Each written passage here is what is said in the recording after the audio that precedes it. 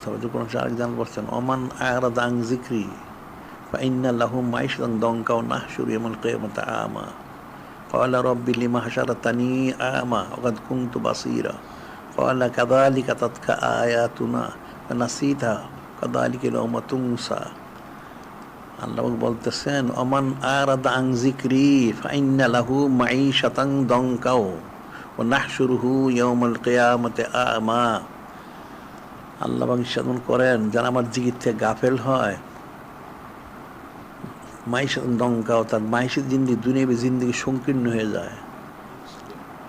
দুনিয়া সংকীর্ণ, কেমন সংকীর্ণ? একদিকে হচ্ছে তার রিজিকের সংকীর্ণ হবে, টানাটানি হবে, আর দুনিয়া জিন্দিগি অবস্থানটা তার জন্য সংকীর্ণ, অনেক কঠিন হবে, নানান পেরেশানি দেশে থাকবে নানা। এবং ঠিক আবার যখন কবরে যাবে সেখানে আবার সংকীর্ণ, কবরটা সংকীর্ণ, গুরজু শুরু হয়ে যাবে, নাউযুবিল্লাহ। ওমান আ'রাদা আন যিকরি ফাইন্না লাহু মাইশাতান দানকা ওয়া নাহশুরুহু ইয়াওমাল কিয়ামাতি আ'মা। আর পরকালে সে অন্ধ হয়ে উঠবে, পরকালে সে অন্ধ হয়ে উঠবে, তার চোখ থাকবে না। নাহশুরুহু ক্বালা রাব্বি লিমা হাশারতানি আ'মা ওয়া কাদ কুনতু বাসীরা। ওই ব্যক্তি বলবে আল্লাহ পাক, এখন সে অন্ধ হয়ে উঠলো কেন? তার তো দুনিয়া চক্ষু ছিল, এখন সে অন্ধ হয়ে উঠলো কেন? তার তো চক্ষু ছিল আল্লাহ পাক, কেন?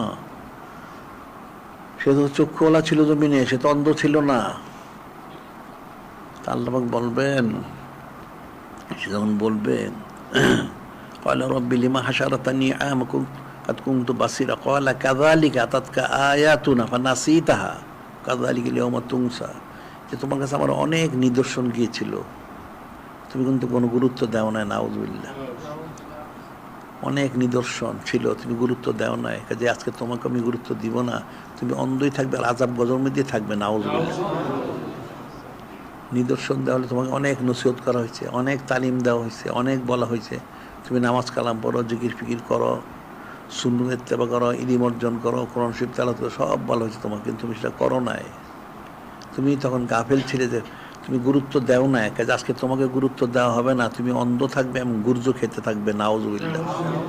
এটা মনে রাখবা, বিষয়টা সোজা মনে করো না। তোমরা তো ইলিম কালাম নাই, পড়াশোনা করো না, কোরআন শরীফও পড়ো না, বুঝো না, এর মনে করো দুনিয়ার মধ্যে এইভাবে চলবে না, এইভাবে কখনোই চলবে না। যেরকম দেখো দুনিয়া এরকম হবে না, এটা কঠিন একটা বিষয়। আর দুনিয়া মাজরাতুল আখিরা, দুনিয়া হচ্ছে পরকালের খেতি, এখান থেকে নেকি কামাই করে নিতে হবে, অন্যথায় তুমি আযাব গজব তোমাকে পাকড়াও করবে। যত সোজা মনে করো এত সোজা মনে করো না, অনেক কঠিন। কারণ তুমি যদি রেজামন্দি সহ্য হাসিল করতে না পারো, তাহলে তোমার আযাব গজব ছাড়া কোনো ব্যবস্থা নাই, এটা মনে রেখো। আমরা বলি সব জায়গায় চকচক করলেই স্বর্ণ হয় না, রূপও চকচক করে। ওই দেখবা এখানে সোনারগাঁও আছে একটা গ্রাম, নাম সোনারগাঁও, একটা এলাকা, ওটা তো স্বর্ণ দিয়ে তৈরি না, মাটি দিয়ে তৈরি।